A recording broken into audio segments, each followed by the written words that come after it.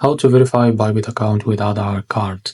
Now, after you open your Bybit app, make sure you are logged into your account. And after that, tap on top right left corner on your profile icon. And after that, tap on the icon next to the headset. And after you tap on it, tap on identify verification, I'll tap on it. Now after that, tap on verify next to proof of address, tap on verify. Now as you can see, so this is the document that will be accepted: the bank statement, the utility bills within 3 months, now internet, cable, TV, phone line bills, tax returns, council tax bills, government issued certification of residence. Now the document not accepted is screenshots, mobile phone bills, medical bills, purchase receipt, and insurance statement.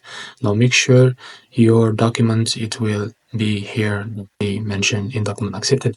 Now so you are ready to go, click on or tap on next. Now after that,